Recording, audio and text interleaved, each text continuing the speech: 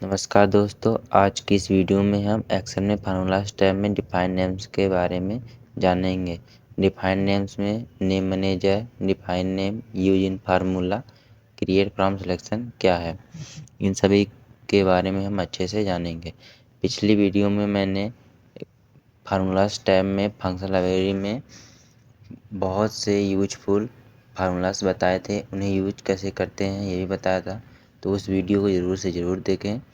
आज की इस वीडियो में हम डिफाइन नेम्स के बारे में बात करने वाले हैं। डिफाइन नेम्स क्या होता है, जैसे कि दोस्तों मैं यहाँ पर लिखता हूँ इक्वल सम, इसके बाद ब्रैकेट लगाता हूँ और लिखता हूँ सौरभ।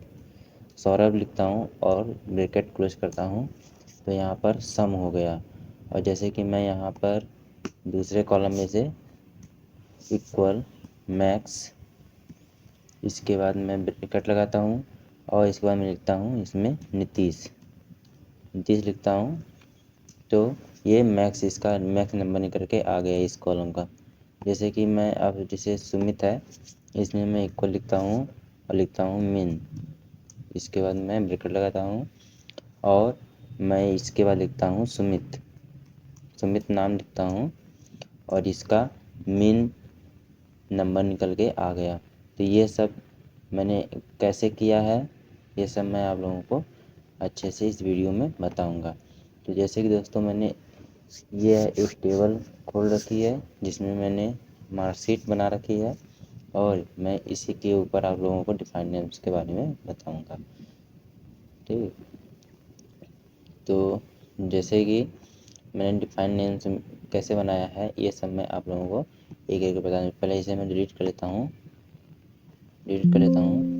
ठीक। इसके बाद देखो दोस्तों डिफाइन नेम्स क्या होता है। जैसे कि मैं यहाँ पर क्लिक किया इस कॉलम में, इसके बाद मैं यहाँ जाता हूँ डिफाइन नेम्स में, ठीक, और क्लिक करता हूँ डिफाइन नेम पर। इसके बाद मैं यहाँ लिखता हूँ जैसे सौरभ, ठीक। इसके बाद ये हमारा वर्कबुक, जैसे हम किस में देखना चाहते हैं, वर्कबुक में देखना चाहता है, शीट 1 में देखना चाहते हैं, किस में देखना चाहते हैं, हम वर्कबुक ही रहने देंगे। इसके बाद ये हमारा रेफरेंस है जो हमें सेट करना होता है, तो हमारा जो रेफरेंस है हम इसको पहले डिलीट करते हैं। इसके बाद मेरा रेफरेंस यहाँ से मैं यहाँ तक देता हूँ, ठीक। इसके बाद मैं यहाँ पर ओके करता हूँ। अब मैं इस कॉलम में जैसे इक्वल सम ब्रैकेट और इसके बाद सौरभ लिखता हूँ, तो ये सम हो गया, ठीक। इसी प्रकार हम दूसरे कॉलम में जाते हैं, उसमें भी हम लिखते हैं।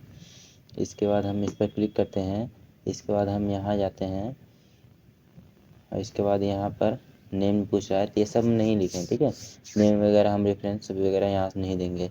सबसे अच्छा तरीका है हम पहले से ही इसे ऐसे सिलेक्ट करेंगे, डिफाइन नेम्स पे जाएंगे, इसके बाद हम केवल ओके कर देंगे, ठीक। फिर तीसरे कॉलम में भी पहले हम ऐसे ही इसको सिलेक्ट कर लेंगे, डिफाइन नेम्स पे जाएंगे और इसके बाद केवल ओके कर देंगे। तो एक एक करके सभी को मैं डिफाइन नेम से मैं इसका सेक्शन बना लेता हूँ।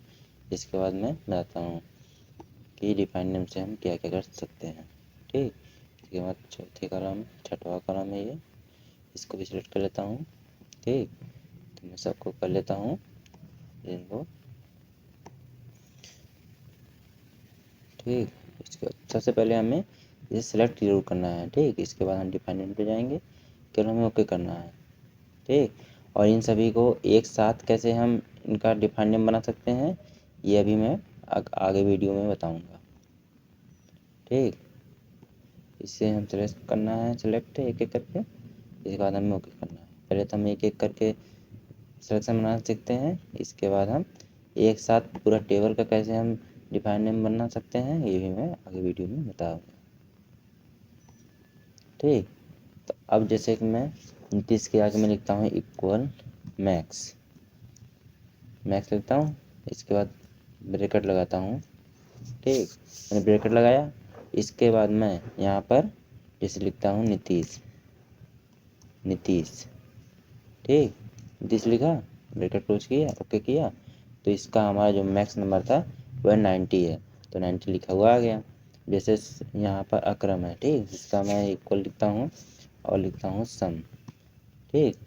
इसके बाद ब्रैकेट लगाता हूँ और यहाँ पर मैं अकरम लिखता हूँ, अकरम, ठीक। इसके बाद मैं ओके करता हूँ केवल, तो यहाँ पर 255 आ गया, ठीक। इसका सम निकल के 255 आ गया। आप कैलकुलेटर से जोड़ के भी देख सकते हैं, ठीक। तो हम डिफाइन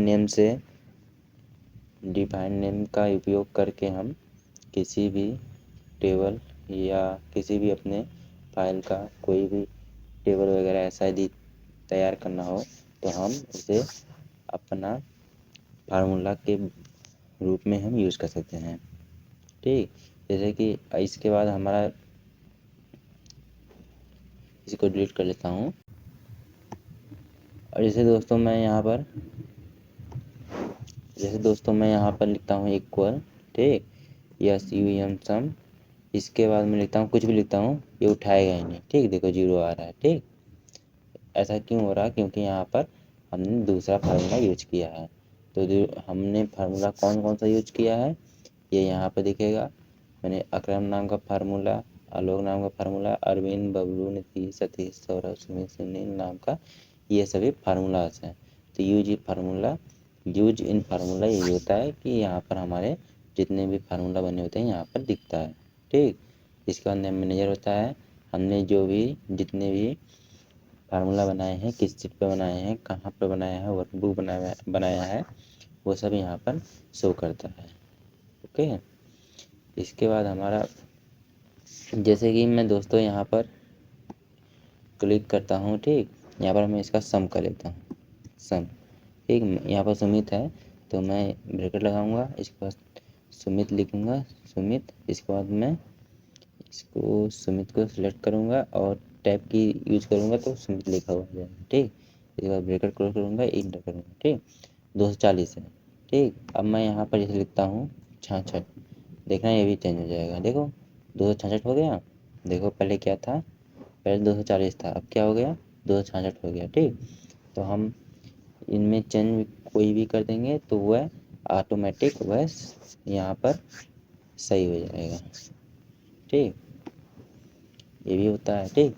और इसके बाद दोस्तों जैसे कि हम इन सभी कॉलम को एक साथ कैसे इनका डिफाइन नेम बना सकते हैं, मैं ये बताता हूँ। तो जैसे कि ये क्रिएट फ्रॉम सिलेक्शन नहीं है, इससे हम पूरे टेबल की, ठीक है, पूरे टेबल के हम डिफाइन नेम बना सकते हैं। जैसे कि सबसे पहले मैं नेम मैनेजर में जाता हूँ, इन सभी को डिलीट करता हूँ। जैसे कि यहाँ से मैं इसको सिलेक्ट करता हूँ पूरा और यहाँ से डिलीट कर देता हूँ, ठीक। यहाँ से डिलीट हो जाएगा, इसको डिलीट किया। इसके बाद क्या करना है हमें, पूरे टेबल को, ठीक, पूरे टेबल को हमें यहाँ से यहाँ तक का सेलेक्ट कर लेना है। इसके बाद क्रिएट फ्रॉम सिलेक्शन में जाना है और इसके बाद हमें जैसे कि create name from values in the, ठीक है, हमें टॉप रो पे चाहिए कि हमें लेफ्ट कॉलम में चाहिए, बॉटम रो में चाहिए, राइट कॉलम में चाहिए। तो हमारा जो है, हम चाहते हैं कि हमारा जो फार्मूला यूज हो वह लेफ्ट कॉलम में हो, तो मैं लेफ्ट कॉलम ही सिलेक्ट करना देता हूँ और मैं ओके करता हूँ, ठीक। तो अब हम जो भी यहाँ पर फार्मूला यूज करेंगे वह, जैसे कि हम यहाँ पर लिखते हैं इक्वल, ठीक है। यहाँ पर मैं एवरेज निकालता हूँ, एवरेज, ठीक, एवरेज।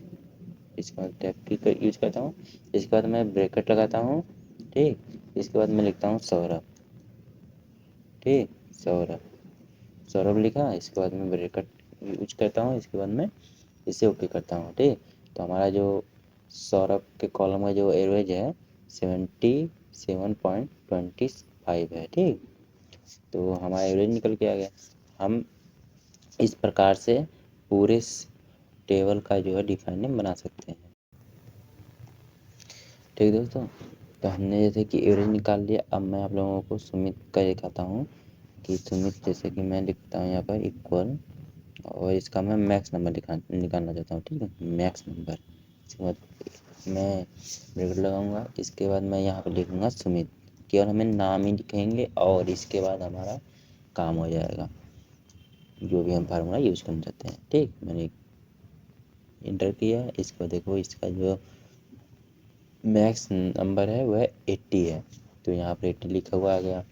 तो इस प्रकार से हम क्रिएट फ्रॉम सिलेक्शन से पूरे टेबल को हम डिफाइन नेम बना सकते हैं। ठीक, तो हमने आज के इस वीडियो में डिफाइन नेम के बारे में अच्छे से जान लिया। नेम मैनेजर क्या होता है, नेम मैनेजर में हमारा जो है किस नाम से हमने फार्मूला बनाया है और हमने क्या क्या कौन सा रेफरेंस लिया है, जैसे कि यहाँ पर क्रम में 67, 76, 67 और इसके बाद हमारा जो है 47 शायद है। ठीक, हाँ 45 है। ठीक, तो 45 लिखा हुआ है, तो यहाँ पर लिखा हुआ आए देखो, जैसे कि मैं यहाँ पर वैल्यू पे क्लिक करूँगा, देखो पूरा यहाँ पर आ गया। ठीक, तो ऐसे हम देख सकते हैं। तो इसको यदि हम डिलीट करना हो तो यहाँ से हम मैसेज क्लिक करेंगे और इसको हम यहाँ से डिलीट कर सकते हैं। ओके करेंगे, डिलीट हो जाएगा। ठीक, तो हमने आज की इस वीडियो में जो है डिफाइन नेम के बारे में अच्छे से, यदि आप लोग ट्राई करेंगे तो आप डिफाइन नेम बनाना अच्छे से सीख जाएंगे। तो दोस्तों, यदि वीडियो पसंद आए तो लाइक, शेयर, कमेंट और चैनल सब्सक्राइब ज़रूर करें।